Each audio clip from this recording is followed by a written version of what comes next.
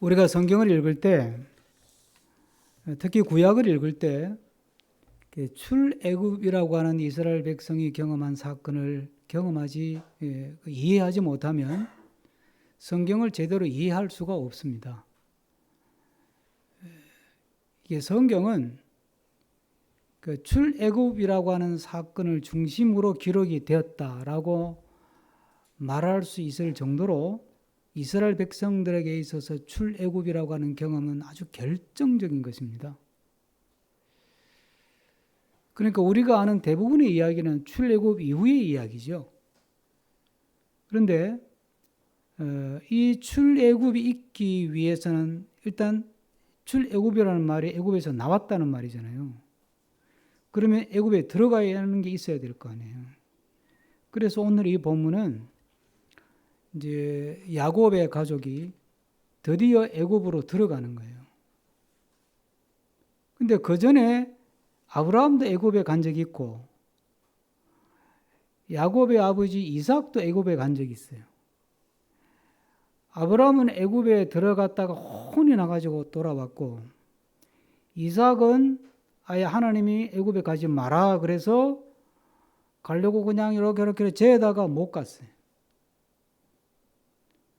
그런데 이제 야곱의 가족을 다 데리고 이제 드디어 애굽으로 들어가는 거예요.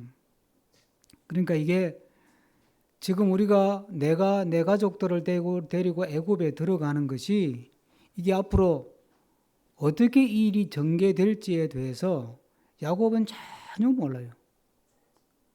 요셉이 아버지를 초청했지만 이 일이 향후 어떤 일로 이게 펼쳐져 나가게 될지 아무런 지식이 없어요. 그냥 주어진 삶을 사는 거예요, 이들은. 그런데 우리가 아는 것처럼 이 애굽에 들어갔다고 하는 사건은 400년 뒤에 애굽에서 나온다고 하는 출애굽이라고 하는 결정적인 사건의 단초가 되는 거예요. 그러니까 애굽에 들어가는 것 자체가 엄청난 사건인 거죠. 근데 놀라운 건 아무도 그 사실을 모른다는 거예요. 우리 삶이 그래요. 내가 지금 하고 있는 일이 앞으로 이 일을 통해서 어떤 일이 어떻게 전개될지 아무도 몰라요. 나의 성공과 실패, 내가 잘하고 못하는 것, 내가 교회 나오고 안 나오는 것, 믿음 생활을 이렇게 하고 저렇게 하는 것, 이런 것들이 앞으로 펼쳐질 내 인생에 어떻게 이게 영향을 미치고 이게 어떻게 펼쳐져 나갈지 아무도 모른다니까요. 모르고 그냥 사는 거예요. 그러니까 오늘 이 말씀을 사실 생각하기 시작하면 묵상해 볼 요소가 아주 많은 본문이에요. 근데 이제 짧은 시간에 설교니까 도대체 믿음으로 산다는 게 무엇인가 하는 것에 좀 초점을 맞춰가지고 내 삶을 한번 짚어보고 또 되돌아보고 또 한번 생각해보는 그런 시간이 될 수 있기를 바랍니다. 야곱이 애굽에 간 건 이제 요셉의 그 아들 요셉이 살아 있어 가지고 요셉이 초청을 했다는 거죠. 그것도 애굽의 왕인 이 바로가 이제 그 총리의 아버지니까 대단한 선물까지 보내주고 마차까지 보내가지고 그냥 편하게 애굽으로 모셔올 수 있도록 그렇게 환대하듯이 확 적극적으로 지원해주는 그런 상황을 접하다 보니까 야곱이 너무 이제 업된 거예요. 이야, 이건 뭐 이것저것 재을 것도 없고 물어볼 것도 없고 기도할 것도 없고 이건 하나님의 축복이야. 그리고 이제 애굽으로 가는 거예요. 그런데요, 사실 야곱이 애굽으로 들어간다고 하는 이 사건이 뭘 의미하는지를 알려면 하나님의 큰 그림을 알아야 돼요. 성경 한 곳 찾고 돌아오겠습니다. 창세기 15장 13절입니다. 창세기 15장 13절. 하나님이 아브라함에게 하신 말씀이에요. 아브라함에게 하신 말씀. 창세기 15장 13절. 찾으셨으면 다 같이 한번 어떤 내용인지 한번 읽어보세요. 다 같이 읽습니다. 15장 13절입니다. 시작.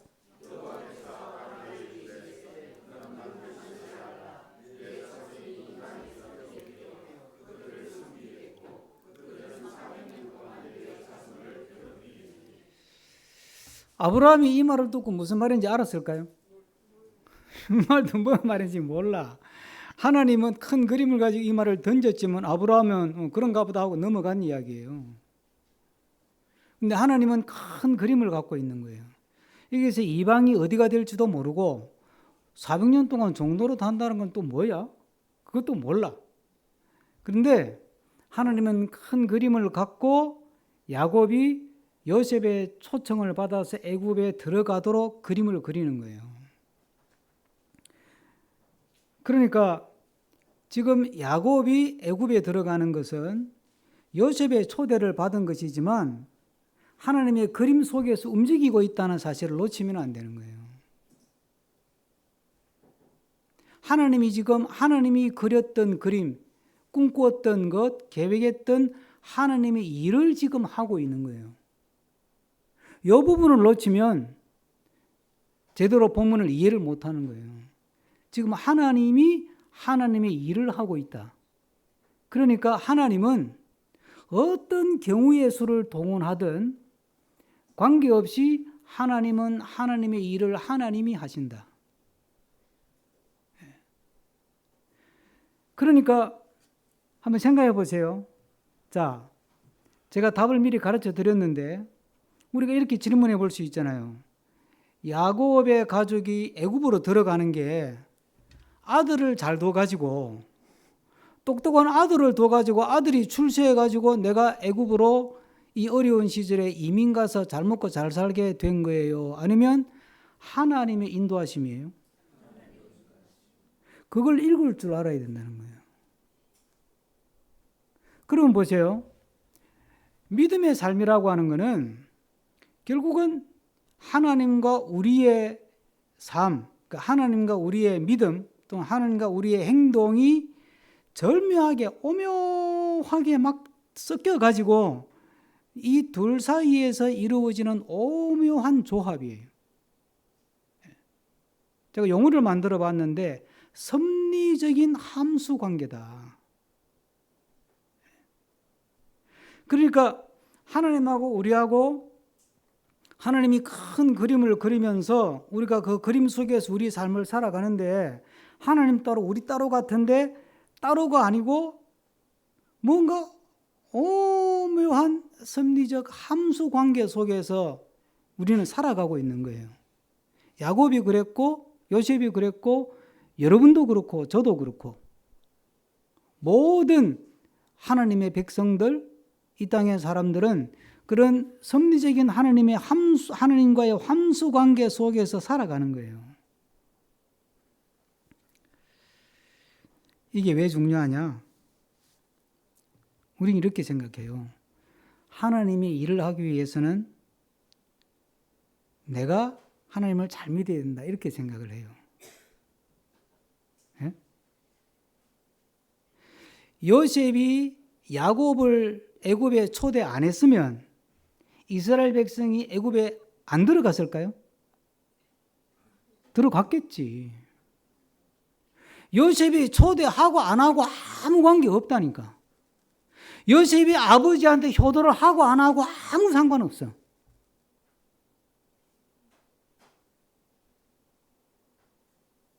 그와 관계없이 하나님은 하나님이 일을 하시는 거예요.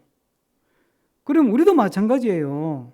내가 무언가 열심히 믿고 잘 믿고 막 능력이 있고 돈이 있고 배운 게 있고 실력이 있고 막 능력이 있어가지고 주의 일을 막 해야 된다고 생각하면 오버하는 거예요. 여러분이 능력 없어도 하나님은 하나님 일을 하는데 아무런 지장을 안 받아요. 여러분이 잘 못 믿어도 상관없다니까. 여러분이 잘 못 믿는다고 하나님이 하나님 일을 못 할까요? 그런 일 없어요. 내가 잘 믿는 것, 잘 믿고 싶죠. 그렇죠? 하나님께 쓰임 받고 싶고, 그건 하나님을 위한 게 아니고 누굴 위한 거예요? 나를 위한 거예요. 착각하지 마세요. 내가 주의 일을 한다고 착각하지 마시라니까. 우리가 어떻게 주의 일을 합니까? 예? 그냥 우리는 하나님 앞에서 나에게 주어진 삶을 사는 거예요, 그냥. 예? 그러면, 목사님, 그럼 잘 믿을 필요 없네. 그건 알아서 판단하세요. 잘 믿든 못 믿든, 열심히 믿든 안 믿든, 그건 알아서 판단하시라고. 그건 여러분 몫이라니까. 잘 믿어가지고 언제나 즐겁게 감사하게 복받고 살든지, 잘 못 믿으려고 두드려 맞아가지고 두 손 두 발 다 들고 천부에 의지 없어서 손 들고 옵니다. 그러고 기어 들어와가지고 탕자처럼 또 다시 믿든지, 그건 알아서 하시라니까. 그건 여러분 몫이라니까. 한 번 살다 가는 인생인데 어떻게 살까? 이리저리 헤매고 방황하고 별짓 다 하고 내 하고 싶은 짓 다 하다가 막판에 돌아와가지고 겨우 구원받든지, 아니면 처음부터 정신 똑바로 차려가지고 믿어가지고 제대로 한 번 살다 가는 인생인데 언제 죽을지도 모르는데 빨리빨리 정신 차려서 제대로 믿고 제대로 쓰임받고 가든지, 그거는 내 몫이라니까. 내가 잘하고 못하고 아무 관계없이 하나님은 하나님 일을 하세요. 내가 죽을 때도 하나님을 하시더라니까. 그래서 바울 사도가 그걸 깨닫고 한 말이 있어요. 야, 이거 희한하네. 일이 안 되는데? 교인들은 어려움을 겪고, 교인들은 맨날 헤매고, 기도도 안 하고, 시험 들고, 넘어지고, 쓰러지고, 자빠지고, 그럴 때마다 바울은 막 속이 타고, 그런데 내가 해줄 수 있는 건 아무것도 없고, 그럼 이래 가지고 어떻게 주의 일이 되나? 그러다가 깨달은 거예요. 그래도 주의 일은 되는구나. 그래서 바울이 고백하는 말이 뭐예요? 자, 성경 한번 확인해 봅시다. 고린도후서 11장.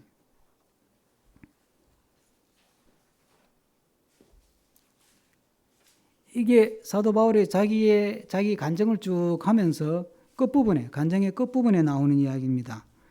그러니까 앞부분은 집에 가서 다시 한번 쭉 리마인드 하면서 읽어보시고, 28절부터 제가 읽고 끝에 가서 같이 읽겠습니다. 28절부터 눈으로 따라오세요. 고린도후서 11장입니다. 이 외의 일은 고사하고 아직도 날마다 내 속에 눌리는 일이 있으니 곧 모든 교회를 위하여 염려하는 것이라. 누가 약하면 내가 약하지 아니하며 누가 실족하게 되면 내가 애타지 아니하더냐. 다 같이 내가 부득불 자랑할진대 내가 약한 것을 자랑하리라. 이게 뭔 말이에요? 교인들이 시험 들어가 넘어지고 그럴 때마다 나는 마음이 답답하고 이래가지고 내가 무슨 짓을 하는 거야? 내가 주의 일 제대로 하는 거야? 믿음 생활 내가 제대로 하는 거야? 제대로 쓰임 받는 거냐? 그거 생각하면 답답하다 그 말 아니에요.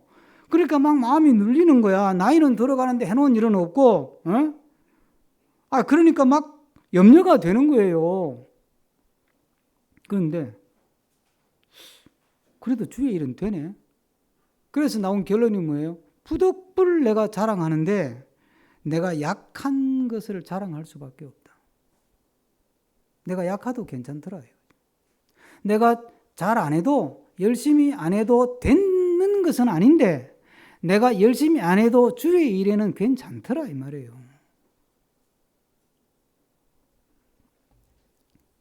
우리는 뭔가 내가 주의 일을 해야 된다고 생각하고 받은 은혜가 있으니까 은혜 갚아야지 그런 마음으로 주의 일을 해야 된다고 생각하고 여행이면 더 잘해야 된다고 생각하고 더 많이 해야 된다고 생각해요. 그래서 헌금도 더 많이 해야 된다고 생각하고 전도도 더 많이 해야 된다고 생각하고 기도도 더 많이 해야 된다고 생각하고 그런데 안 되는 거야. 그러면 이제 막 무력감이 느껴지는 거야. 예? 내가 믿은 지 몇 년인데 해놓은 것도 별로 없고 이게 지질이 궁상만 떨고 이래가지고 무슨 하나님 자녀야? 막 자괴감이 찾아오고 무력감이 찾아오고 그냥 쓸모없는 그냥 그런 믿음 갖고 나는 그냥 곱뱅이도 해놓은 것도 아무것도 없고 맨날 짜는 소리만 하고 이렇게 살아야 되나 그런 거예요. 그런데 주님이 뭐라 그래요? 내 일은 내가 한다. 괜찮다. 그렇게 말씀하시는 거예요. 우리가 잘하면 잘하는 대로 하나님이 그걸 통해서 일을 해요. 예? 우리가 잘못하잖아요. 사고치고 기도 안 하고 교회도 안 나오고 예배도 안 드리고 헌금 삥땅하고 여러분 삥땅 한다면 저 어릴 때 삥땅 많이 해봤어요. 하고 하여튼 그렇게 살잖아요. 우리가 살면 그런 대로 또 하나님 일을 한다니까. 보세요. 탕자가 아버지한테 돈 달라 그래가지고 유산 달래 가지고 나갔어요. 가서 좋은 일 해서 나쁜 짓 했어요. 나쁜 짓 했어요. 자, 탕자가 아버지한테 유산 달라고 어거지를 쓸 때 아버지 입장에서 탕자는 아들이에요? 못된 놈이에요? 예? 아들이에요. 탕자가 그 돈 가지고 맨날 흐랑방탕 낭비하고 그냥 허비하고 멋진 짓 하고 다니고 술집가가 2차, 3차, 4차, 5차까지 가고 그러고 살 때 아버지 입장에서 탕자는 아들이에요? 망할 놈이에요? 아들이라니까. 탕자 입장은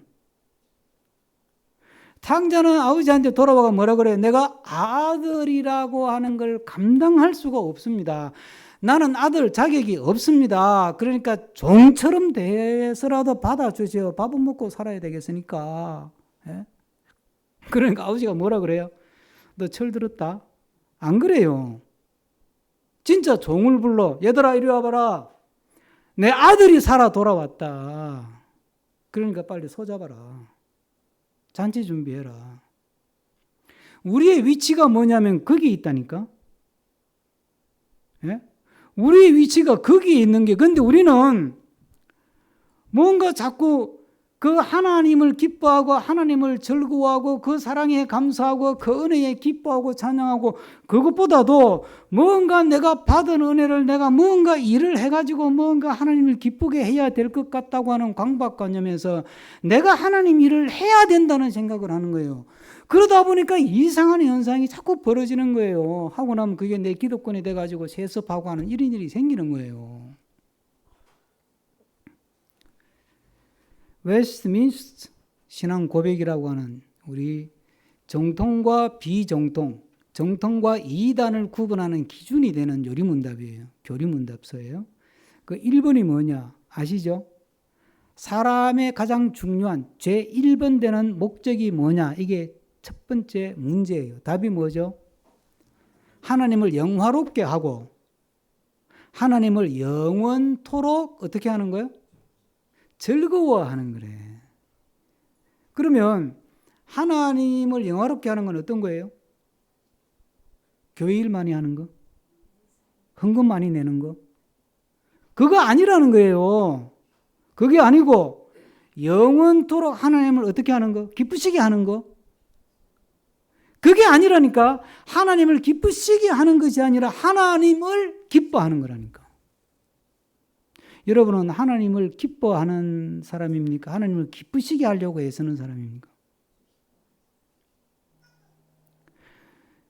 아버지를 기뻐하는 자녀하고 아버지를 기쁘시게 하는 자녀는 아주 달라요. 아버지를 기쁘시게 하려고 하는 자녀는 아버지를 볼 때마다 마음이 어때요? 행복해요? 긴장이 돼요. 그 눈치가 자꾸 보여. 내가 이러면 아버지 기뻐할까? 아이고 내가 이러면 아버지 또 화내지 않을까? 눈치 볼 수밖에 없잖아요. 그러다 아버지가 나가면 기뻐. 너무 신나. 해방이야. 그런데 아버지를 기뻐하는 자녀는 그냥 아버지만 보면 기뻐. 와, 아빠 왔다 그런다니까. 엄마도 마찬가지야. 엄마를 기쁘시게 하려는 자녀는 맨날 엄마 눈치 보는 거야. 그러다가 엄마가 시장에 간다고 나가잖아요. 그러면 어때요? 놀렐루야. 너무너무 기뻐. 찬스다 이거지. 이제는 막 완전히 해방이야. 자유야. 그러다가 이제 엄마가 시장 갔다가 돌아오면 또 긴장 모드야. 야, 조심해. 응? 엄마한테 혼나. 그러면 엄마한테 혼나. 여러분 하나님을 생각할 때 하나님이 기쁩니까? 하나님 눈치가 자꾸 보입니까? 교회에 오면 다 기쁩니까? 하나님 눈치가 보입니까?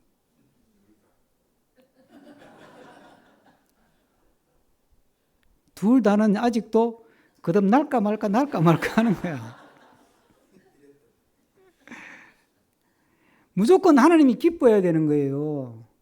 하나님이 기뻐야 그 다음에 하나님을 기쁘시게 할 수 있는 거예요. 여러분 자녀가 여러분 눈치만 슬금슬금 보고 그러면서 평생을 산다고 생각해봐요. 끔찍하지 않아요? 자식을 그렇게 키우고 싶어요? 오늘 집에 가가지고 물어봐요. 애들한테. 야, 엄마가 집에 있을 때 좋아? 집에 없을 때 좋아? 있을 때 좋아 그러면 괜찮은 거예요. 양호한 거예요. 엄마가 없을 때가 더 좋아 그러면 이게 심각한 거라니까.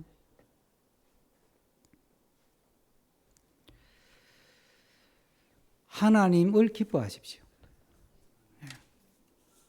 오늘 요엘서에 보면 너희는 너희 하나님 여호와로 말미암아 기뻐하고 즐거워할지어다. 하나님이 기쁘지 않고 자꾸 하나님 눈치가 보이고 이래가지고 복 받겠나, 이래가지고 벌 받지 않을까, 이래가지고 혼나지 않을까, 이러다가 저주받는 거 아닐까, 맨날 그런 생각이 든다면 그건 아주 심각한 영적인 질병에 걸린 거예요. 여러분들이 이사를 가서 다른 교회 가게 될 때 그런 식으로 죄책감을 부추기고 두려움을 부추기는 교회가 있다면 빨리 떠나세요. 그런 교회는. 예? 교회 봉사 안 한다고 막 윽박 지르고 헌금 적게 낸다고 윽박 지르고 그런 교회가 있다면 빨리 그 교회를 떠나라니까. 그건 복음적인 교회가 아니니까.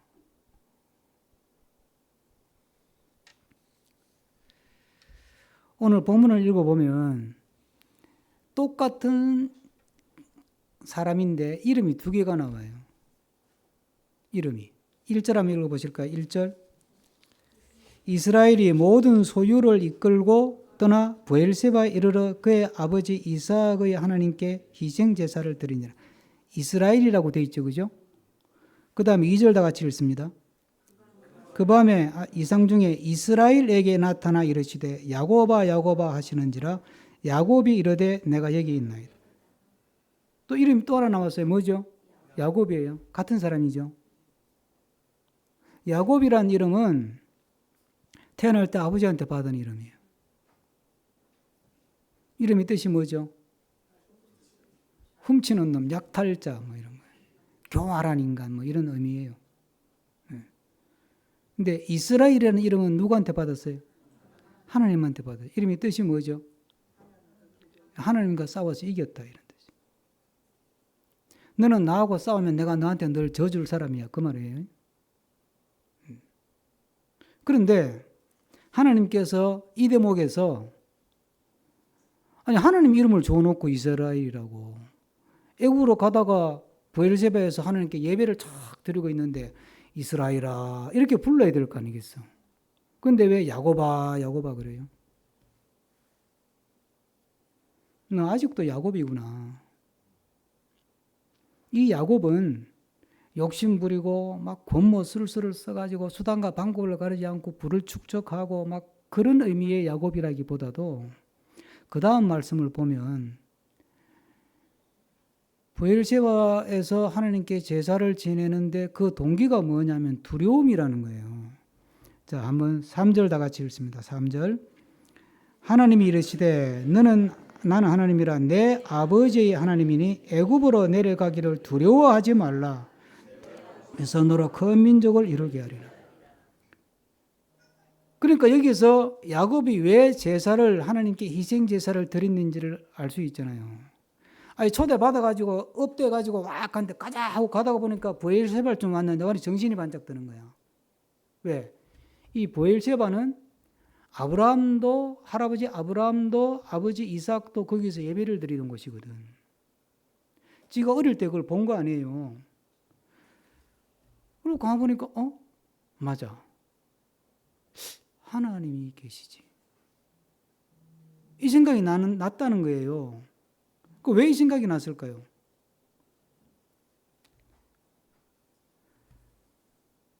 가자 하고 딱 출발했는데 가다가 생각해 보니까 우리 할아버지가 애굽 갔다가 폭망하고 돌아왔는데 쪽팔리고 완전히 망신살 뻗어가 돌아왔는데 우리 아버지는 갈라다가 하나님 혼나고 못 갔는데 그럼 나는 가도 되나? 아들이 출세해가지고 나 지금 초청했는데 가고 싶은데. 근데 가도 되나? 이 하나님이 또 이거 한 방 먹이면 어떡하지? 이게 마음이 기대 반, 우려 반, 긴가, 민가, 가도 되나, 가면 안 되나? 그런 두려움이 있는 거예요. 그러다가 브엘세바를 지나다가 딱, 맞아, 하나님. 그 하나님 생각이 딱 나는 거지. 그래서 희생 제사를 드리는 거예요. 예? 여기서 우리가 배워야 될 게 하나 있어요. 우리 속에는 야곱의 성향이 있고 이스라엘의 성향이 있구나. 야곱의 성향은 하나님께 묻지 않고 자기 본성을 따라, 자기 욕망을 따라, 자기 마음의 감정을 따라 살아가는 성향이고, 이스라엘의 성향은 하나님께 묻고 하나님께 의지하고 하나님께 순종하고 하나님께 감사하며 가는, 믿음으로 가는 성향이에요. 이 두 개의 성향이 우리 안에 늘 공존한다는 뜻이에요. 제가 청년 시절에 참 위로를 많이 받았던 말씀이 어떤 말씀이냐? 로마서에 있는 말씀인데, 로마서에 우리가 잘 아는 말씀이에요. 바울이 고백을 이렇게 해요. 내 안에 두 개의 법이 있다. 하나는 선하게 말씀대로 살려는 법이 있고, 하나는 악하게 성질대로 본성대로 살려는 법이 있는데, 이 두 개의 법이 내 안에서 막 싸우는데 누가 이긴다? 악을 쫓아가는, 내 본성, 욕심, 욕망, 의심을 쫓아가는 이게 자꾸 이기는 거예요. 그래서 사도 바울이 하는 고백이 뭐냐면 7장 24절에 오라 나는 곤고한 사람이로다. 이 사망의 몸에서 누가 나를 건져내랴.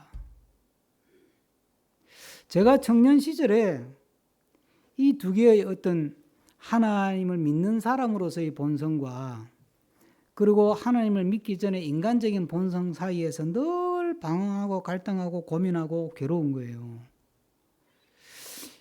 이 전도사가 돼가지고 하는 짓이 맨날 이런 짓이나 하고 이렇게 되겠나. 무슨 짓인지는 상상하세요. 그런데 또 어떨 때는 또 꽤 또 괜찮은 전도사 같고, 예? 그러니까 그럴 때마다 내가 이게 뭐가 되나? 그게 늘 생각한 거예요, 사람이. 늘 고민이 되는 거예요. 그러니까 이 사도 바울이 이 말씀을 읽으면서 사도 바울도 이렇게 고민을 많이 했네. 예? 내가 정상이네. 그 위로가 되더라고. 여러분 고민하세요? 여러분 하나님을 믿고 영적으로 깨어있다는 게 무슨 뜻이냐 하면 이런 고민을 가지고 산다는 뜻이에요. 내 안에 야곱이 있고 내 안에 이스라엘이 있어. 예? 자연인의 본성이 있고 거듭난 본성이 있어. 이 두 개가 날 내 안에서 엎치락 뒤치락 싸워요. 서로 막 싸워. 치열하게 싸워. 그런데 자신의 모습을 보면 거듭난 본성이 이길 때보다는 인간적인 타락하고 부패한 본성이 이길 때가 더 많은 거예요. 사실 우리는. 그러니까 그 내 꼴을 쳐다볼 때마다 내가 심각해지고 진지해지고 괴롭고 마음이 힘든 거예요. 그걸 가리켜 믿음이 살아있다, 깨어있다 이렇게 이야기하는 거예요. 그게 없다? 이상한 믿음이에요. 그건 정상적인 믿음은 아니에요. 그러니까 믿음 생활을 열심히 한다, 잘한다는 뭐냐면 그 고민을 안고 꿋꿋하게 그 자리를 버티고 이기고 지키고 가는 거예요. 그게 믿음 생활을 잘하는 거예요. 그러니까 제가 그러잖아요. 뭐 확신 이딴 소리를 함부로 하는 게 아니라고. 그건 언제 들으냐 하면 어저께 제가 집사람하고 집에 가 저녁 먹다가 뭐 텔레비 음악 프로 보면서 제가 그 소리를 했는데 싸인가 나와가지고 마지막에 막 그 경주 엑스포를 그 생각하면서 만든 무대더라고. 무슨 프로그램인지 모르겠어요. 무슨 프로그램이죠 그게? 그 권사님 그거 좋아하는구나. 바로 튀어나오는 거 보니까. 그게 불후의 명곡인가. 하여튼 뭐 근데 이제 마지막 무대가 싸이야. 싸이인데요. 그 수만 명이 모였더라고. 젊은 애들이, 외국 애들도 있고 막 화면에 비치는데 싸이가 춤을 추면서 노래하니까 애들이 얼마나 몰입을 하는지 막 그 눈빛을 보면 막 완전히 뿅 간 눈빛이야. 그래서 내가 야 은혜 세게 받는다 그랬어. 예? 그게 문화부흥회예요. 문화부흥회. 예수부흥회가 아니고 문화부흥회거든요. 요즘 아이들이 그런 데 뿅 가잖아요. 예? 근데 그 노래, 두 번째 노래 가사가 뭐냐면 지금 죽어도 상관없어 이런 가사가 나오더라고. 가슴이 미어 터질 것 같아 이런 가사가 나와요. 그때 제가 딱 떠올랐던 생각이 한참 뭐 은혜 받아보겠다고 기도원 다니고 막 밤에 기도하고 막 그럴 때 몇 번이지만 저는 뭐 이렇게 신비한 거 본 적이 한 번도 없거든. 진짜 한 번도 없어요. 방은 방자도 못 해봤어. 달라고 기도해도 안 주대. 근데요, 제가 어저께 그 장면 보고서 그래서 당신은 기도하거나 뭐 그럴 때 이 순간 정말 내가 주 안에서 죽어도 좋다 이런 느낌을 받아본 적이 있냐니 없다고 그러더라고 또. 응? 저는 몇 번 있다 그랬어요. 그래서 그때 내가 썼던 글이요. 지친 영혼을 위하여라는 책이 있어요. 미친놈이라는 책. 글이에요. 그걸 주제가 뭐냐면 예수를 위해 미치고 싶다. 예수 한 분이면 족하고 예수에 미치고 싶다. 이게 계속 그렇게 쫙 가면 그게 신비주의가 되는 거예요. 그 순간을 경험해보면 그 순간보다 좋을 게 없어요. 세상에 다 싫어. 지금 막 주님과 내가 좀 신비하게 막 하나가 된 느낌이 있어. 뭐 그런 비슷한 게 있어. 뭐 제가 영성의 대가가 아니니까 뭐 신비한 연합까지는 못 갔을지 몰라도 그때 그 순간만은 이대로 죽는 게 제일 좋다 그냥. 무엇과 바꾸랴 이걸. 예수님과 내가 하나가 일체가 된 느낌인데 뭐 부러울 게 있어. 그런 느낌을 전 몇 번 받아본 적이 있어요. 근데요. 그게 전부 다예요. 현실로 돌아오면. 그 순간에는 막 마약 먹은 것처럼 알딸딸 하거든요. 표현이 조금 거칠지만 이해를 돕기 위해서. 예? 근데 이제 약발이 떨어지고 현실로 돌아오잖아요. 예? 그러면 또 그때부터 또 고민이야. 이렇게 믿어가지고 이거 뭐 천국 근처라도 가겠나 이거. 이게 믿는 사람 모습이 맞나? 예?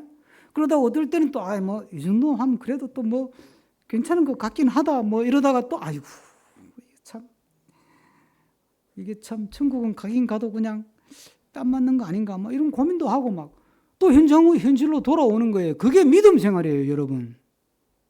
그걸 자연스럽게 받아들여야 돼요. 받아들이지 않고 그런 어떤 영적인 번민이나 갈등이나 고뇌나 회의가 없이 진지함을 느끼지 못하고 그냥 확신 이런 거 추구하다 보면 신비주의로 빠지거나 이단에 빠지거나 둘 중에 하나예요.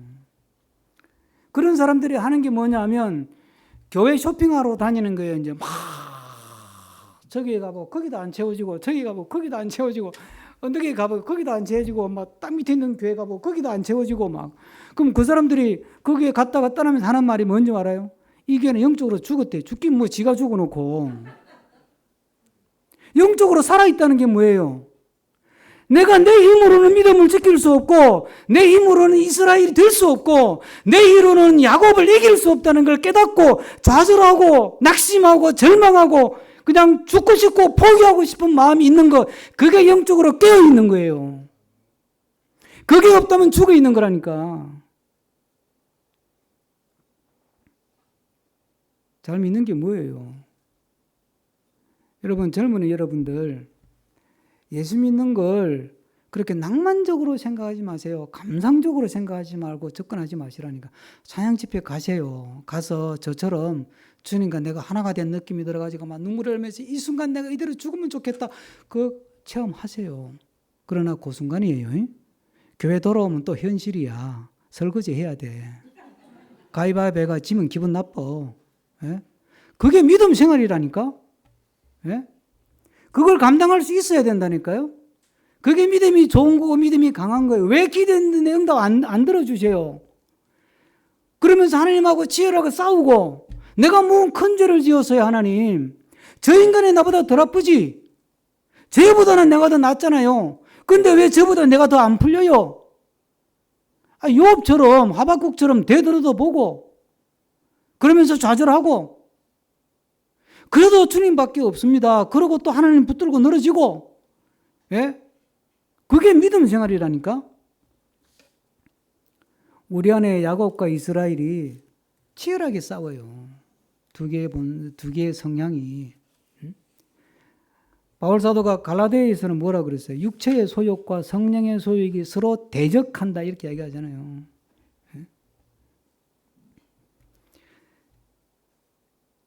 내 안에서 육체의 소욕과 성령의 소욕이 서로 치열하게 싸우는 게 자연스러운 거예요. 그 싸움이 없다면 심각한 문제가 생긴 거예요. 그러니까 그 싸움을 자연스럽게 받아들이고 그게 힘들어요.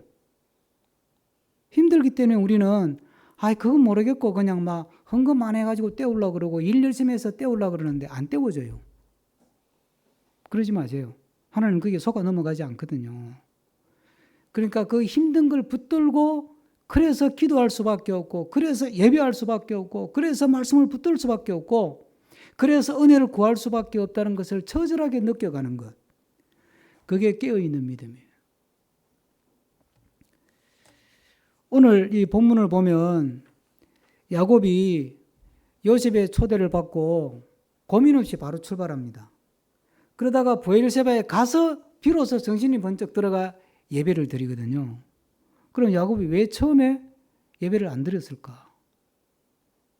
믿음의 조상까지 될 사람인데 요셉이 초청을 탁 받았을 때 초청장을 놓고 하나님 이게 하나님의 뜻 맞습니까? 가도 됩니까? 묻고 가야지. 그렇죠? 근데 그냥 간다니까. 그게 우리예요. 그런데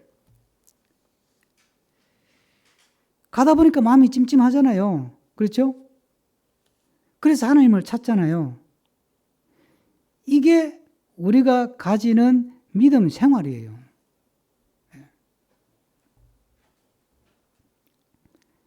제가 오래전에 책을 읽다가 찾은 건데 재밌는 이야기.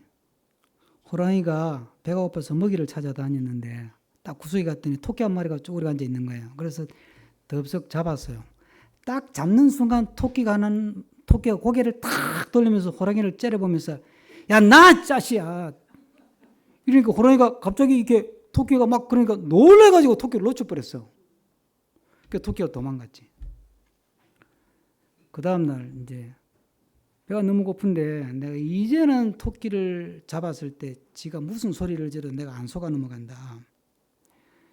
그리고 딱 보니까 어저께 그놈이 딱 저기 또 있는 거야. 그래서 또 탁 잡았어. 잡았더니 야, 나야 이 짜시야. 그러니까 또 놀래가지고 또 토끼를 놓쳐버렸어요. 이 호랑이가 어이가 없어가지고 야, 내가 정신 바짝 차려야 되겠다.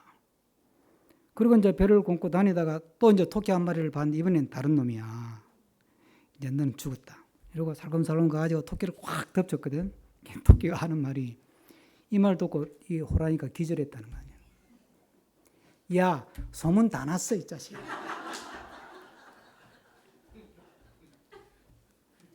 여러분,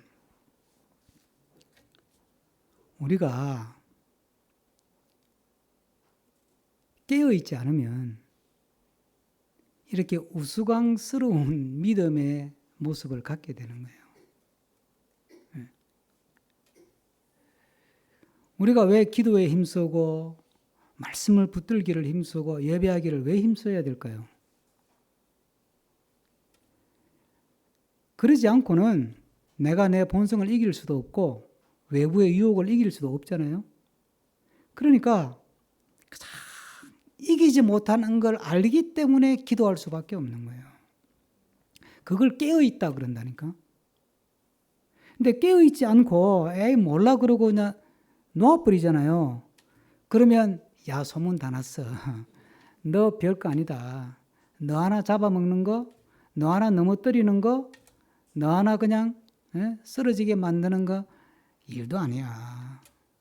그리고 세상이 우리를 우습게 알고 사탄 마귀가 우리를 우습게 하는 거예요. 그러니까 우리가 영적으로 깨어있지 않으면 두려워할 필요도 없는 걸 두려워하고 걱정할 필요도 없는 걸 걱정하는 거예요.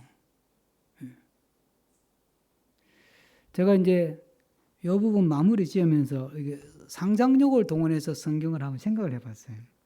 만약에 야곱이 브엘세바에서 예배를 안 드리고 계속 갔다. 어떤 일이 벌어졌을까요?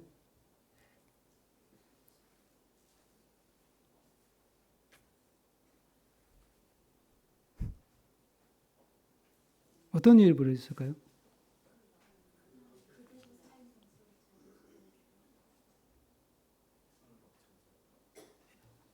자, 그래도 애굽으로 갔다. 손 들어보세요. 네. 애굽으로 못 갔을 거다. 손 들어보세요. 손 안 드는 사람은 이도저도 아니다. 제가 처음에 뭐라 그랬습니까? 하나님의 큰 그림 속에서 하나님은 어떤 경우, 어떤 상황과 무관하게 하나님은 하나님의 일을 하나님이 하신다. 야곱이 중간에 예배를 안 드렸어도 가는데 아무 지장 없고 요셉이 지켜보는 가운데 임종하는 거 아무 지장 없고 애굽에 가서 이스라엘 민족으로 번성해지는 거 아무 지장 없어요. 우리는 자꾸 우리의 의욕이 너무 앞서는 거예요. 그냥 하나님을 즐거워하면서 하나님 앞에 깨어 있으면 되거든요. 그리고 그때마다 내가 나를 알잖아요. 내 힘으로 안 된다는 것도 알고, 그러니까 그때마다 하나님을 찾고 하나님하고 씨름하고, 그게 믿음 생활이거든요. 그러니까 우리가 이 부분을 놓치기 때문에 자꾸 내 열심으로 내 믿음 생활을 하려고 하는 거예요. 내 열심으로. 뭔가 내 믿음의 점수를 가지고 내 믿음을 증명하려고 그래요. 그 점수가 뭐예요? 전도 몇 명 했다. 기도 몇 시간 했다. 성경 몇 번 읽었다. 예배당 몇 개 세웠다. 맨날 그런 점수잖아요. 교회 봉사 몇 시간 했다. 그게 나쁘다는 게 아니에요. 그건 나를 위한 거라니까. 하면 할수록 내가 좋아지는 거니까. 그런데 그렇게 점수를 쌓는 것보다 더 중요한 것은 어떤 경우에 처하더라도 내가 하나님을 놓지 않는 거예요. 그걸 깨어있다 그런다니까. 우리는 내 뜻대로, 내 계획대로, 내 마음대로 안 되면 하나님 의심하잖아요. 그 하나님 놓쳐버리잖아요. 그건 심각한 문제가 되는 거잖아요. 하나님의 일을 열심히 하는 것보다 더 중요한 것은 하나님 자체를 기뻐하는 믿음을 갖는, 마음을 갖는 거예요. 일 못해도 하나님이 기뻐하세요. 일 많이 안 해도 하나님이 기뻐하세요. 내 안에 일어나는 이 두 마음이 싸우는 영적인 번민, 갈등, 고뇌, 고민, 회의, 자연스러운 거예요. 그게 없는 게 이상한 거예요. 그게 있으면 영적으로 깨어 있는 거예요. 그걸 이겨낼 수 있어야 돼. 그게 생각보다 힘듭니다. 그 고통이 생각보다 힘들거든요. 치열한 노력이 필요하거든요. 그걸 이겨내는 것 자체가 믿음이에요. 버티고 이겨나가는 것. 그리고 내 약함을 알잖아요. 그러니까 그때 하나님을 찾는 거예요. 그게 믿음이에요. 이런 믿음으로 우리가 야곱처럼 우리가 생각해 보지만 야곱이 우리보다 특별히 믿음 좋은 것 같지 않잖아요. 그렇죠? 야곱이 우리보다 믿음이 특별히 좋은 게 아니에요. 요셉이 우리보다 믿음이 특별히 좋은 것도 아니고 하나님이 그렇게 쓴 것뿐이지. 우리도 야곱처럼 요셉처럼 또 그 형제들처럼 그렇게 하나님의 오묘한 섭리적인 조합 안에서 믿음의 복된 길을 나아가는 우리 모두가 되기를 축복합니다. 기도하겠습니다. 주신 말씀 생각하면서 한 1분 정도 한 마음을 담아서 기도하겠습니다. 하나님, 우리가 얼마나 어리석은지요. 연약함을 아시는 하나님께서 우리가 언제나 소홀하고 젖을 때 하시고 우리 연약한 가운데서 주옵소서.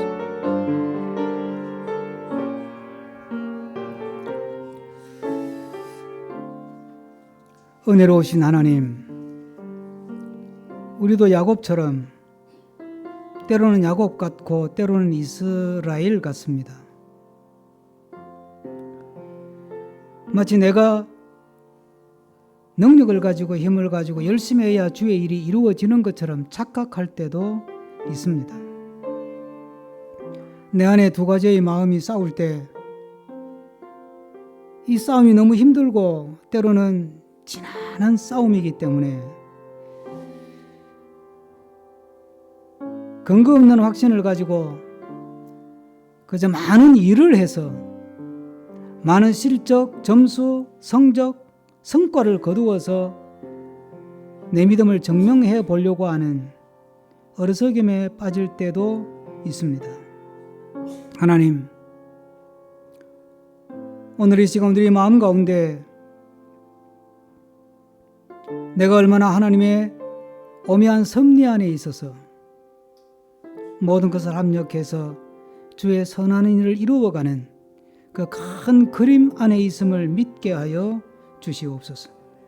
내 안에 일어나는 번민과 갈등과 고민이 지극히 자연스러운 것이고 지극히 정상적인 것이라는 것을 받아들일 수 있게 하여 주시옵소서. 마음이 힘들고 중심이 흔들릴 때는 야곱이 브엘세바에서 하나님을 찾은 것처럼 우리 또한 하나님을 찾으면서 주님과 함께 동행하며 하나님이 그리시고 하나님이 계획하신 그 복된 곳에 향하여 한 걸음 한 걸음 복되고 아름답게 나아가게 하여 주시옵소서. 감사드리고 예수 그리스도 이름으로 기도하옵나이다. 아멘.